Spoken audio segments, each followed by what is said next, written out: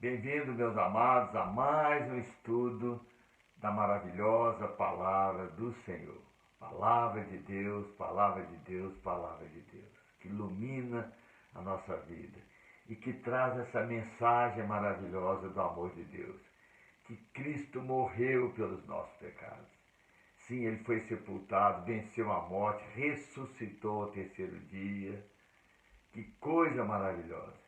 E lá no Monte das Oliveiras, ele deu essa ordem aos seus discípulos: ide por todo o mundo e pregai o Evangelho, a boa notícia a toda criatura. Não pergunte nada para ninguém, apenas anuncie essa boa notícia, que Cristo morreu pelos nossos pecados. Ele foi sepultado, ressuscitou e ele subiu aos céus. E os discípulos ficaram lá olhando para o céu e de repente dois anjos aparecem e repetem a mesma coisa que Jesus já havia dito para eles. Esse Jesus que dentre vós foi assunto ao céu, ele virá do modo como viste subir. É verdade. Depois que Jesus vier buscar a sua igreja, ele vai voltar no mesmo Monte das Oliveiras, vai pisar naquele monte, o monte vai se dividir em duas partes, está lá no livro de Zacarias. Qualquer dia nós podemos estudar sobre isso. E vai começar a reinar nesse mundo. Mas antes ele vem buscar a sua igreja. Porque Jesus diz: não se turbe o vosso coração. Credes em Deus, crede também em mim. Na casa de meu pai há muitas moradas. Se assim não fora, eu vou-lo teria dito, pois vou preparar-vos lugar. Vou preparar-vos lugar. E quando eu for e vos preparar lugar, voltarei e vos receberei para mim mesmo, para que onde eu estou estejais vós também. Então, obrigado, Jesus. Muito obrigado por essa maravilhosa promessa que o Senhor nos deixou. Obrigado, Senhor. Muito obrigado.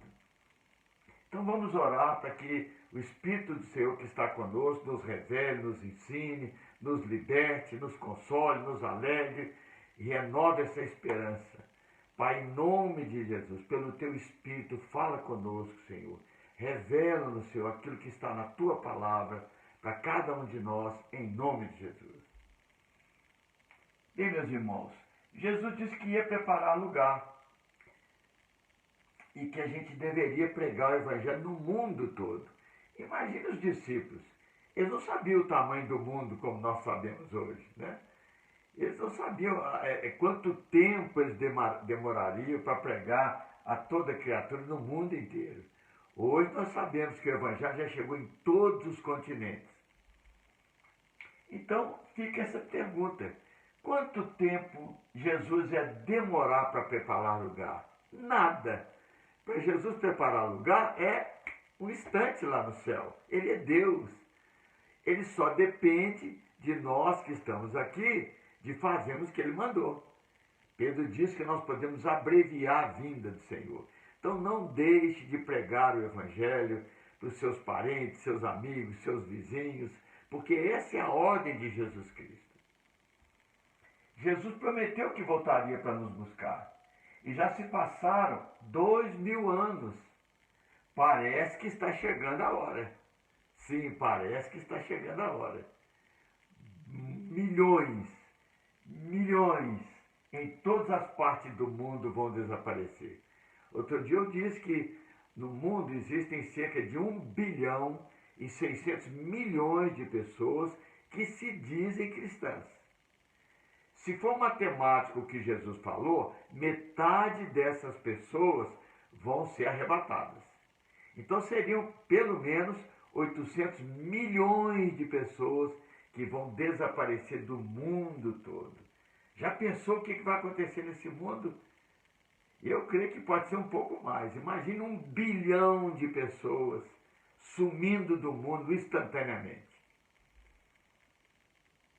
Então, para onde elas vão? Nós sabemos para onde vão, né? Nós vamos entrar na casa do Pai. Imagine esse momento em que nós vamos começar a contemplar o que o apóstolo Paulo escreveu.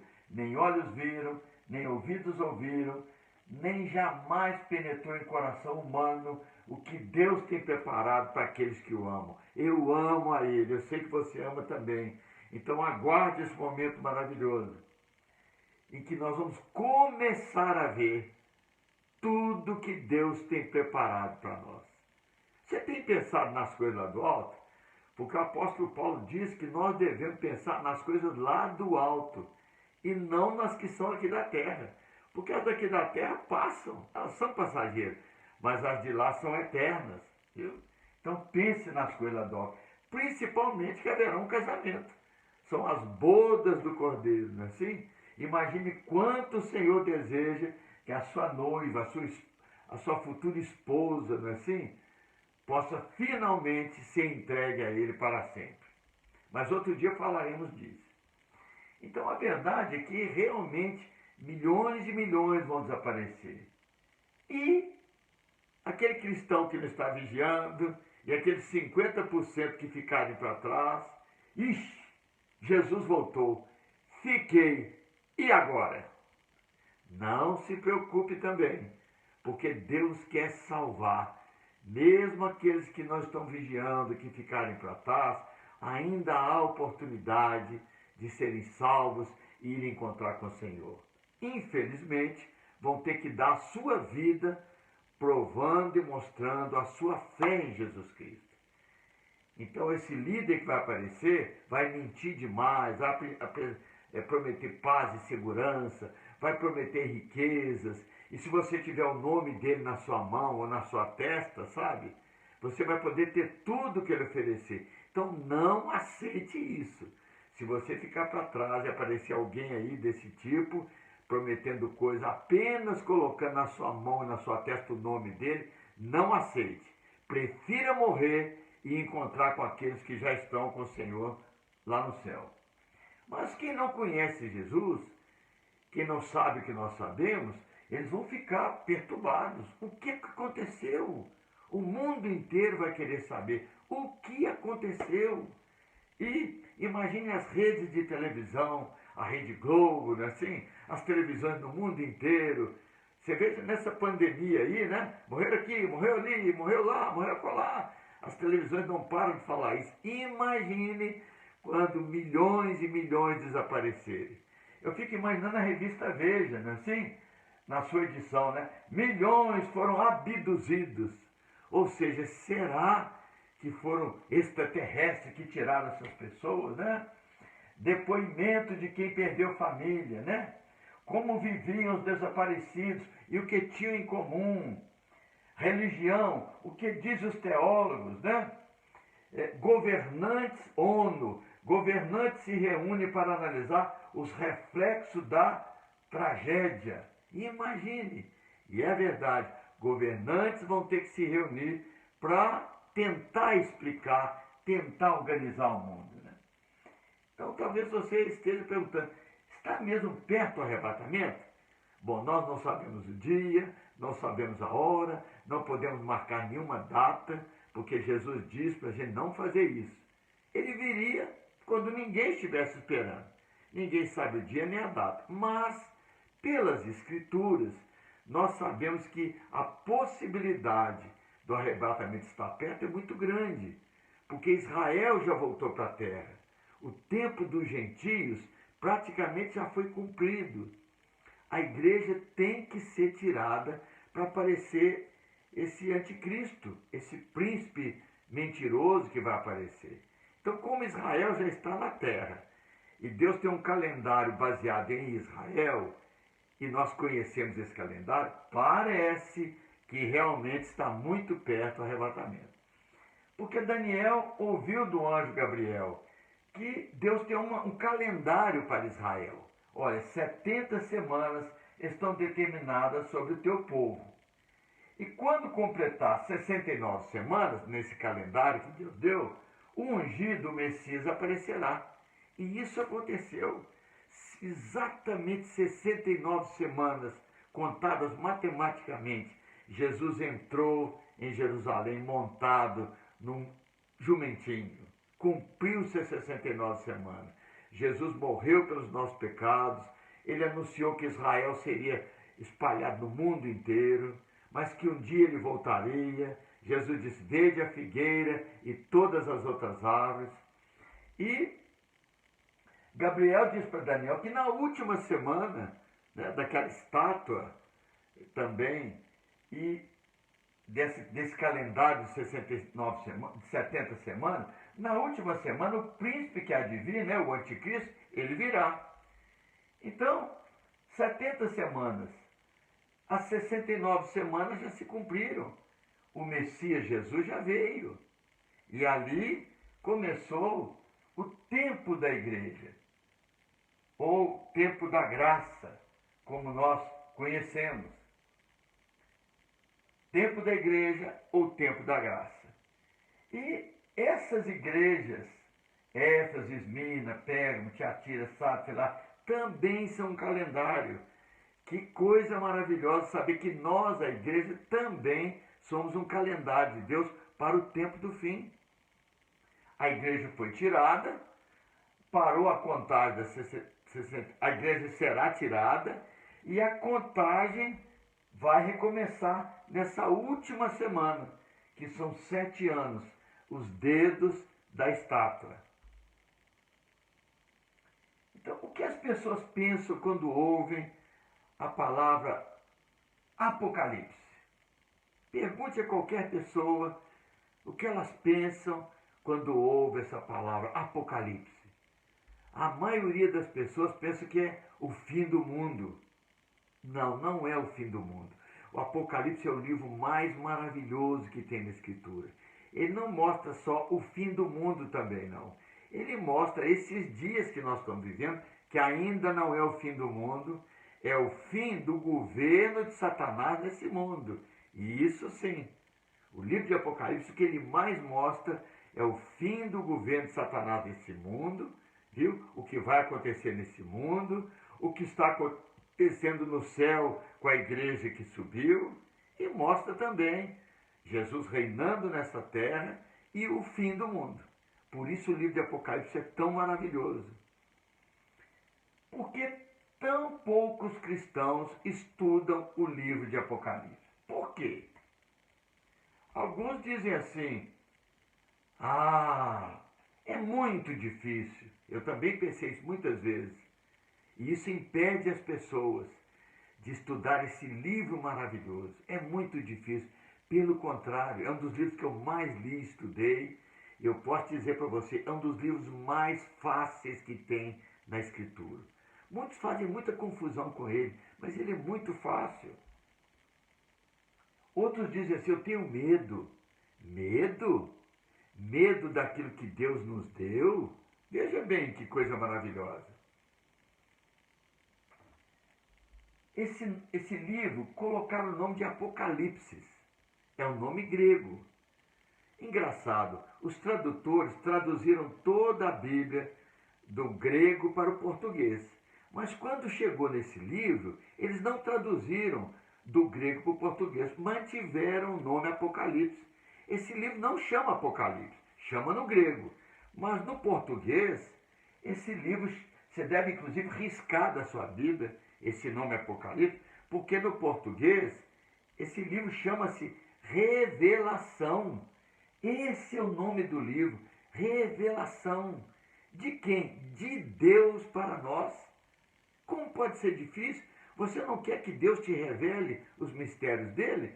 Esse livro é a revelação que Deus quer dar para nós do mistério que o mundo não conhece. Olha o que está escrito.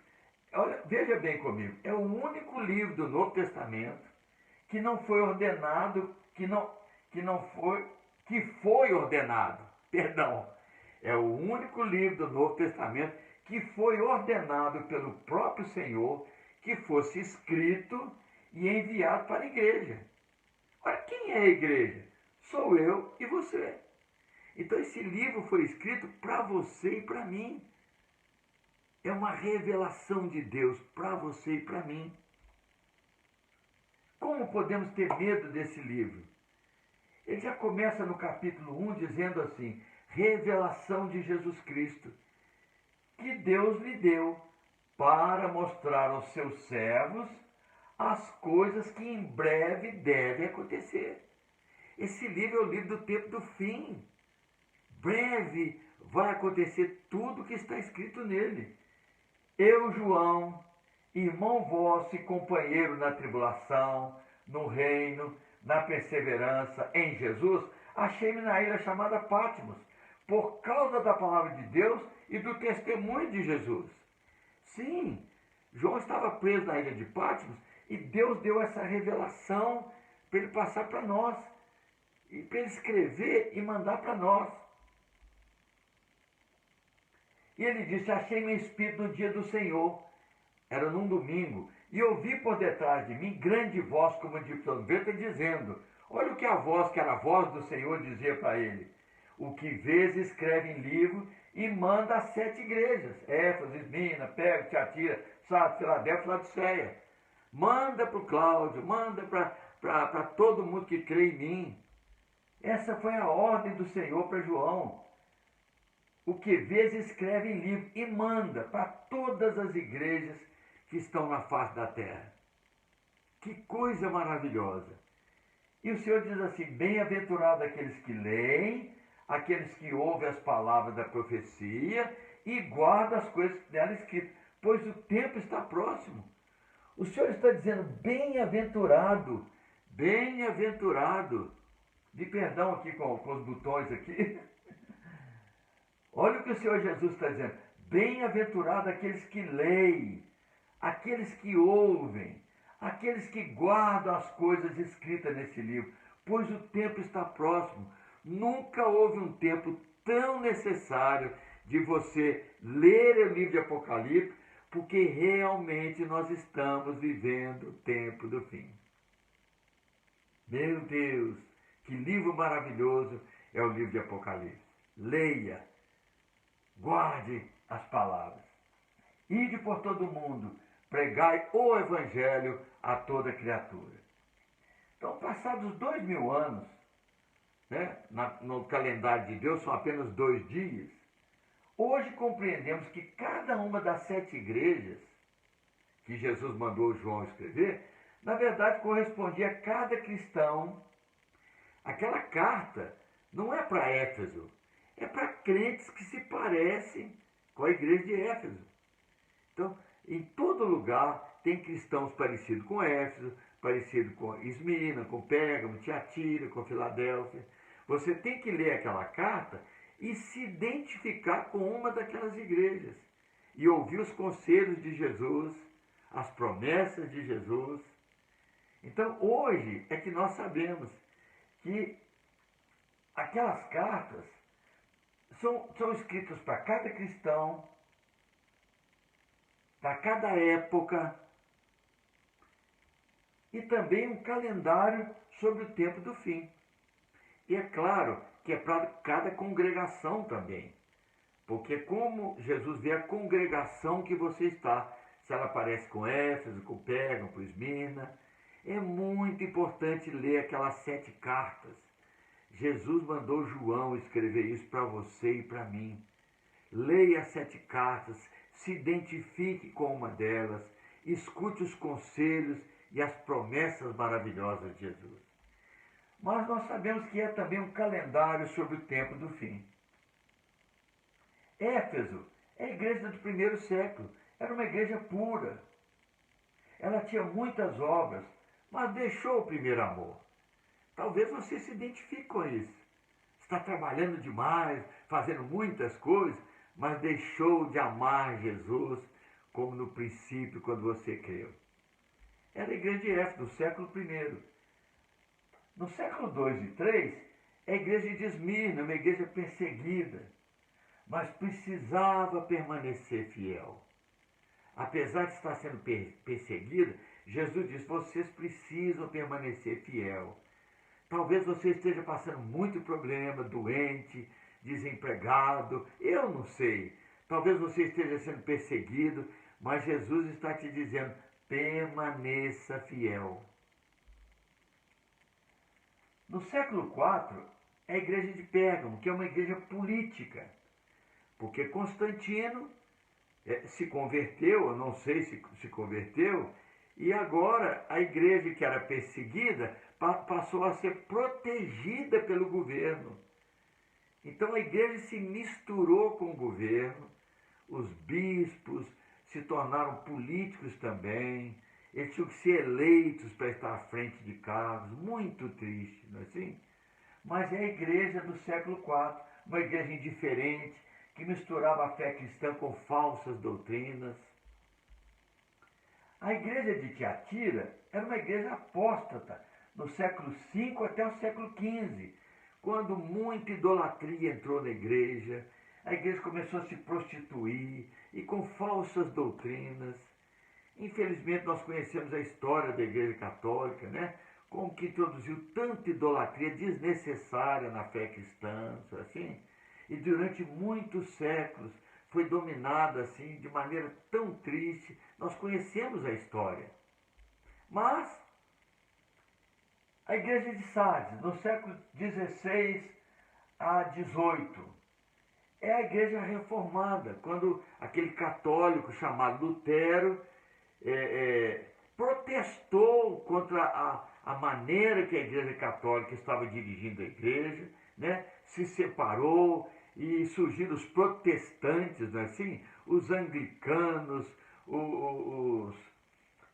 sei lá, tanta coisa, não é assim? Os calvinistas, os luteranos, e é uma igreja acomodada, tem nome de que vive, mas está morta. Deus não quer que você fique acomodado, que você pareça que está vivo, mas aos olhos de Deus você está morto. Então, vamos mudar essa situação. No século XIX e XX, houve um grande reavivamento. É a igreja de Filadélfia. Pessoas do mundo inteiro foram batizadas com o Espírito Santo. Houve um grande avivamento nos Estados Unidos. Grandes homens foram levantados por Deus para aquecer e levantar a igreja. Mas era uma igreja de pouca força, mas guardava a palavra. Então, como é bom uma igreja, às vezes, que não tem muito dinheiro, que não tem muita influência, né, assim, que não tem muita força, né, nos meios de comunicação e tudo, mas ela guarda a palavra. Talvez você seja um crente que as pessoas acham que você é fraco. Não, você pode ser fraquinho, mas guarda a palavra, porque isso agrada muito ao Senhor. E chegamos à igreja de Laodiceia, a última igreja no calendário de Deus, que é uma igreja rica, mas assim, não tem lugar para Jesus. É a igreja do século XX e XXI. As riquezas ocuparam o lugar de Jesus. Como negar isso com essa doutrina de prosperidade que veio no século XX e XXI? Assim? As pessoas se preocupando tanto com riquezas, em adquirir as coisas e, meu Deus, nem quero falar disso porque é muito triste, não é assim? Mas é verdade, nós estamos vivendo hoje uma igreja de Laodiceia, onde as coisas são mais importantes do que Jesus. E que Jesus diz que ele está lá batendo a porta. Eis que estou à porta e bato. Se vocês ouvirem a minha voz. Igrejas que falam muito de Deus, mas pouco de Jesus. Você pode prestar atenção. Quando eles querem falar muito de riqueza e prosperidade, eles não falam Jesus, eles falam Deus. Porque o que eles ensinam sobre riqueza não bate com o que Jesus nos ensinou. Não é assim? Para não acumular tesouro sobre essa terra. Sabe? Jesus advertiu os ricos. Ai de vós os ricos, sabe? Não, não é problema ser rico. Deus pode te abençoar e você ter riquezas para servir a Ele com as suas riquezas. Mas eu não tenho dúvida nenhuma que estamos vivendo a igreja de Laodiceia. E logo depois que essa igreja surge, João, lá no livro de Apocalipse, assim que termina essas coisas,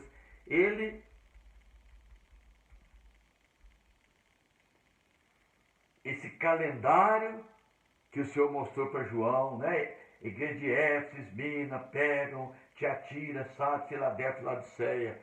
Logo depois que o Senhor mandou essas 7 cartas para as igrejas, e a última igreja foi a igreja de Laodiceia, olha que João escreveu logo depois.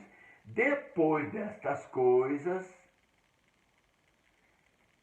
olhei e eis não somente uma porta aberta no céu. Assim que a última carta que João escreveu foi concluída, ele viu uma porta aberta no céu. E a primeira voz que eu ouvi, como de trombeta, a falar comigo, dizendo: sobe para aqui, sobe para aqui. É o arrebatamento. Não temos dúvida. Se estamos vivendo a igreja de Laodiceia, breve nós vamos escutar o que João escutou. Sobe para aqui. Leia o livro de Apocalipse. Leia as 7 cartas. Leia a última carta de Laodiceia e veja o que João ouviu depois da 7ª igreja. Sobe para aqui. Com certeza é o arrebatamento. Olha, quem tem ouvidos, ouça o que o Espírito diz à igreja. Porque a trombeta está soando e breve nós vamos escutar: sobe para aqui. Então, é o arrebatamento. Olha, não tenho dúvida de que o Senhor vai cumprir essa promessa dele muito em breve. Então, vamos terminar mais esse estudo dizendo: Maranata, as últimas palavras do livro de Apocalipse. Ora vem, Senhor Jesus. Então você aí, varão, que ama o Senhor, que deseja que Ele venha te buscar, que quer subir para a casa do Pai, diga: Maranata, Maranata, ora vem, Senhor Jesus. E você também, varoa, né? Que ama Jesus, que crê na vinda dele, que quer subir para a casa do Pai, diga também: vem, Senhor Jesus. Então, até terça-feira, que vamos falar um pouquinho mais do livro de Apocalipse, esse livro maravilhoso que Deus nos deu. Perdoa os defeitos, porque eu sou muito amador nisso, eu faço isso dentro de casa, não tem assim ninguém me ajudando, mas não ligue para os defeitos, preste atenção só nas palavras, eu tenho certeza que você vai ser muito abençoado. Então, um grande beijo para você e toda a sua família, em nome de Jesus.